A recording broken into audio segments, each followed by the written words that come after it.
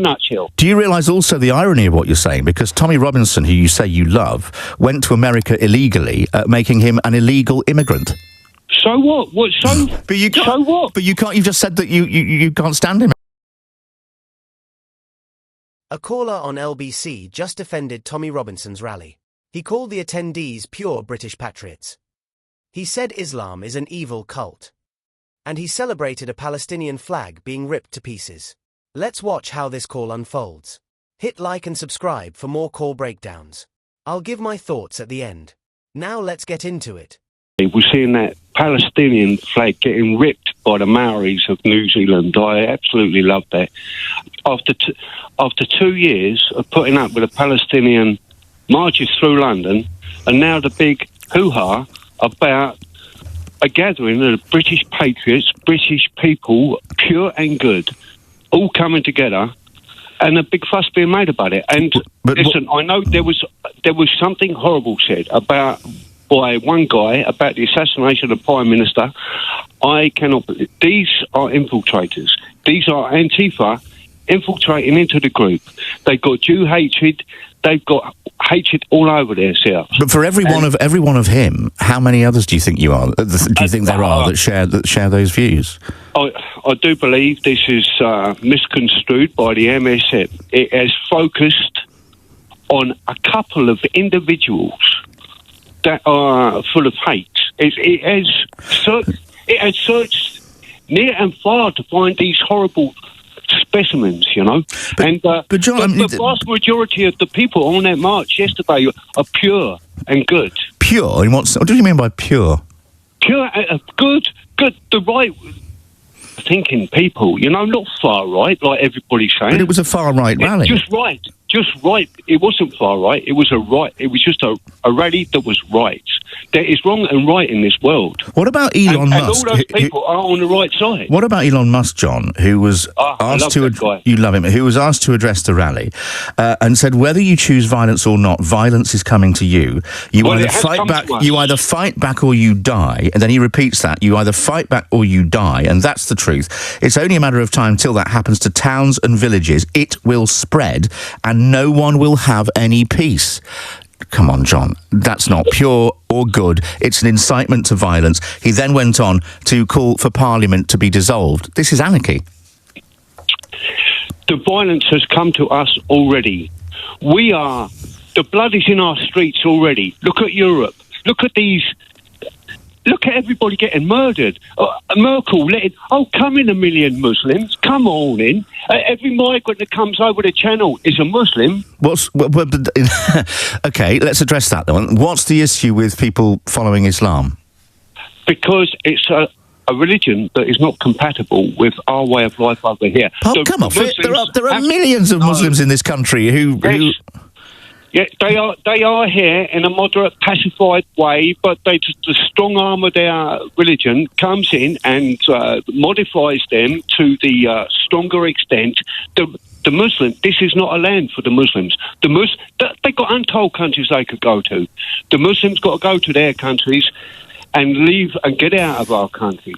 So, what you feel that Muslims who've lived here for generations should be exiled from Britain? They can stay here if they've moderated, if they've integrated, assimilated. Yes, they're fine. What is the problem? What's the problem with Islam? Why is it so incompatible with British society? It's the extreme version of the Islam. Oh, you didn't say that. And it dominates the moderates. The moderates never come out and say, bring back the hostages of Israel, do they? And the war can stop in Gaza. Hey, if the hostages come back, that war will stop right now. I was so glad to see that Palestinian ripped up yesterday, and after seeing it paraded through this capital for 2 years. Now, tell me, John, let's get to the bottom of this. You've said it twice now, you were very happy to see the Palestinian flag being ripped to pieces. Definitely, because it's a made-up flag. It's not a real place. Palestine ain't no real country. It's made up. I see. And you felt that by ripping up the flag, that signified what? What was it that gave you so much pleasure about that? Because I see the state of these Palestinian supporters, the type of person that they are. You only got to look at their face. I'll tell you, I'll tell you something. I put the Star of David on, and I walk around, and I can see I can see in the people's faces who's good and who's not. How can you do that? And when you look in their faces, what do you see? I sense it. I you feel sense it. Yeah. Yes, I sense it. I feel it. I see it. I feel it. Describe what sort of people they are, in your view. I know that it's difficult to put a sort of sensation into words, but what sort of person do you feel they are, these people that support Palestine that you don't like? Well, they're going to be the person that is covered in a full burqa. They're going to be the type of person that prays 5 times a day. What's wrong with that?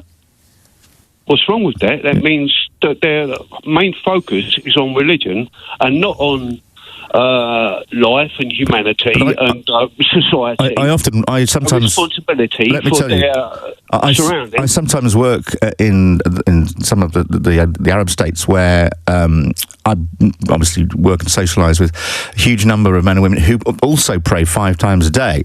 They are some of the most genuine people and become great friends and hugely straightforward and warm and honest, just because they pray 5 times a day, John. And, it's a signal. That's a sign that their religion is stronger than anything else, and it is put before. But what's wrong with that? Loyalty to country. What's wrong with loyalty to their fellow man of an opposite belief. Do you have a religious faith?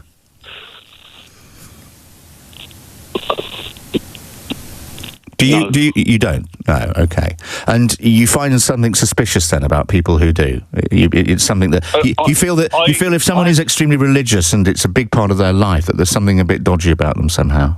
No, I understand religion and people need it in their life, and I welcome that, whatever, to get them through this life. But Islam is a bastardisation of religion. It is an evil cult. It is an evil cult. A cult. It is an evil cult. We've been fighting this for 1,400 years. It's an astonishing thing to say. You're talking about one of the majority religions of the world, and you're describing it as an evil cult. Yes, I do believe this. Did you realise that sounds really rather extreme and foolish stroke frightening? Well, we've got to be extreme in this world today. The world is a small place. You go on about Elon Musk. He's the king of the world now, and I'm so glad and grateful for him. This world is a small place now, and it's all because of the internet. And we understand and we see things much quicker. Let's go back to something you said earlier on. You said that blood was running in the streets of Europe, and you were sort of channeling Enoch Powell there. Now, let's take an example. He was right, wasn't he? Let's take a... He was right. Well, I don't believe he was. Let's take an example. Blood's in the street. Let's take an example, John, of one... Our children are being killed, Mr... Our children are being killed. Our young women are being raped. Where are you seeing blood on the streets of Europe? What about last year, Stockport? What about that young girl in America? Well, that's not in Europe, is it? America's not. Okay, in the world. I'm talking about one recent example. I'm just talking about one. But there are plenty of indigenous, if you want, or a Ukrainian woman thought she would be safe leaving Ukraine, and she went to America and got stabbed by some scumbag. Germany has always had a lot of immigration, particularly Turkish Gastarbeiters. That's to say, people who come there as guests on a visa to work. Now, immigrants or refugees in Germany have no higher tendency to commit crime, and there is no correlation between the proportion of immigrants in any given district and the local crime rate. So Germany is a perfect model. Angela Merkel forcing 1 million immigrants on them, and that's where it all went wrong. And I'm so glad we are out of the EU.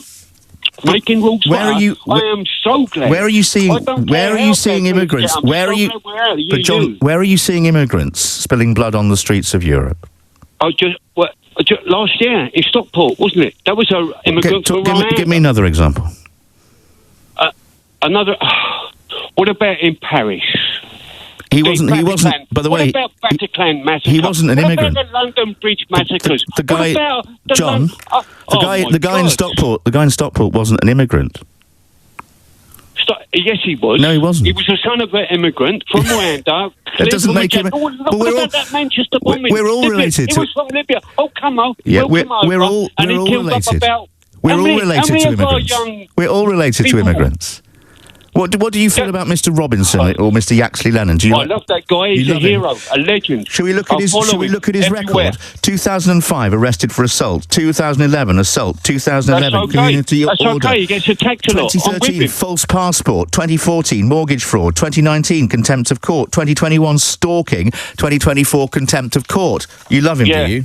Yes, I love him because society going against him. I'm with him 100%, all the way. I follow him right behind to anywhere and everywhere. Do you realise, though, how Britain has been built on the backs of immigrants over the centuries? Do you understand the history? Yes, I understand. All my men got killed in the wars, and then the immigrants come over to take the places. Yes, I understand that in a nutshell. Do you realise also the irony of what you're saying? Because Tommy Robinson, who you say you love, went to America illegally, making him an illegal immigrant. So what? So what? But you can't. You've just said that you can't stand immigrants. He didn't go there to stay and implant himself forever, did he? He went for a visit. But he was an illegal immigrant. He didn't have plans to spend the rest of his life there, which the illegal immigrants that come over here do. Yeah. But he entered the country illegally. So what? You're making a big deal about a small nothing. I'm not. He's a criminal. Okay. Is that what it's come down to? Is that how you end it? I don't know. It's not. I'm going to end it. He's a criminal. No, he's not a criminal. Yes, I've just read you a list. I've just read you the list of the things that. I've just read you the list of things that he's been indicted for. No. He's not a proper criminal. Guess what? I'm a criminal because I got celebrated the death of Yasser Arafat. I got arrested. So what do we take away from this disturbing call? John calls the rally attendees pure and good. But when the host asks what pure means, he can't define it. Because pure in this context has an ugly history. It's the language of nationalism, exclusion, and racial purity. And John knows it. He says the violent chants, including a call for the Prime Minister to be assassinated, were just Antifa infiltrators. But there's no evidence for that. It's the same excuse every far-right group uses when they get caught. Blame the anti-fascists. It's transparent. It's pathetic. Then John calls Islam an evil cult. Not compatible with British values. He says Muslims who pray 5 times a day are putting religion before loyalty to country.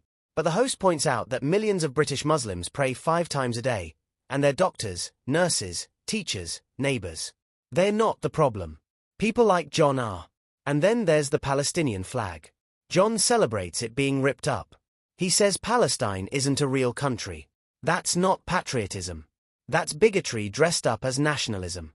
But the most revealing moment comes when the host asks about Tommy Robinson. John says he loves him. He's a hero. A legend. Then the host reads the criminal record. Assault. False passport. Mortgage fraud. Stalking.